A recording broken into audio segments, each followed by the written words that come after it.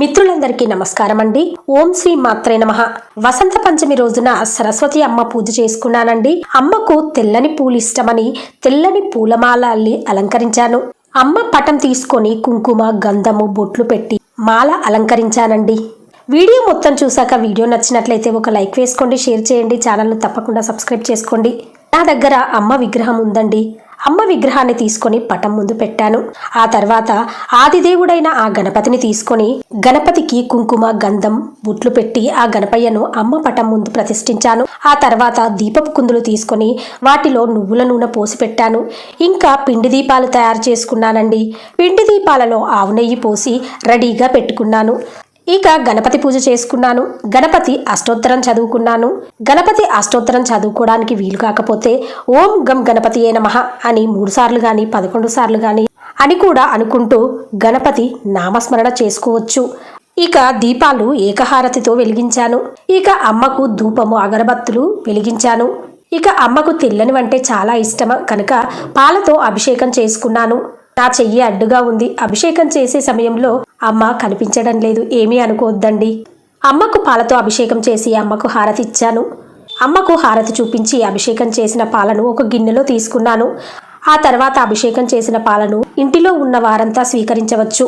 అమ్మకు పసుపు కుంకుమలంటే చాలా ఇష్టం కనుక అమ్మకు పసుపు కుంకుమలతో అభిషేకం చేశాను. అమ్మ అంటేనే పసుపు కుంకుమ గంధము అక్షంతలు పూలు చాలా ఇష్టపడుతుంది.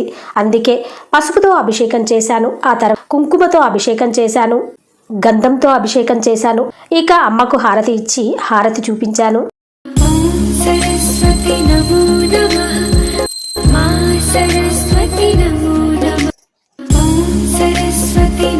అమ్మకు పరమాన్నం సమర్పించాను. ఇక సరస్వతి అమ్మను తమలపాకులో బియ్యం పోసి పసుపు కుంకుమ వేసి సరస్వతి అమ్మను కూర్చుండబెట్టి అమ్మకు సరస్వతి అష్టోత్తరం చదువుకోవాలి. అమ్మకు తెల్లని మల్లెలతో అష్టోత్తరం చేశాను. అలాగే ఎర్రని గన్నేరు పూలు అమ్మకు సమర్పించాను.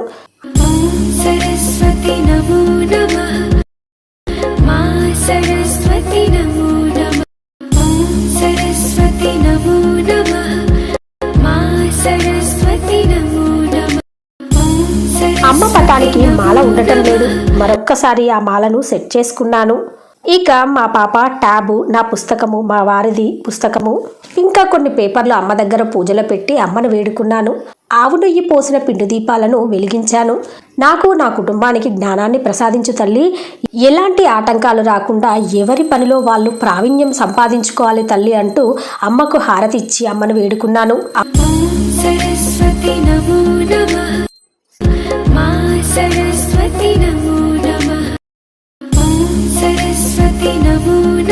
అమ్మకు ఆత్మ ప్రదక్షిణం చేసి అక్షంతలు అమ్మ పాదాలపై వేశాను.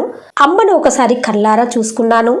నాకు పూజ చేసుకున్నందుకు చాలా ఆనందంగా ఉందండి. భక్తితో మన మనస్సును అమ్మపై లగ్నం చేసి 10 నిమిషాలు పూజ చేసినా చాలు. అమ్మ చాలా సంతోషించి అమ్మ కరుణ మనపై చూపిస్తుంది, జ్ఞానభిక్షను ప్రసాదిస్తుంది. సరస్వతి ఎక్కడ ఉంటే లక్ష్మీదేవి కూడా అక్కడే ఉంటుందండి.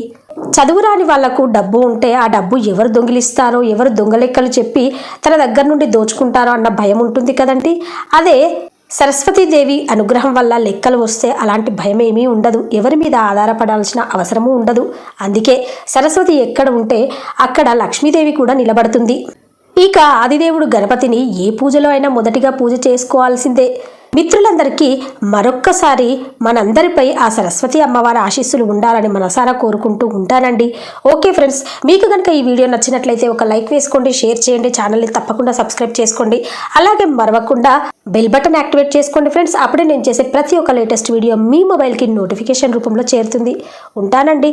Thank you for watching.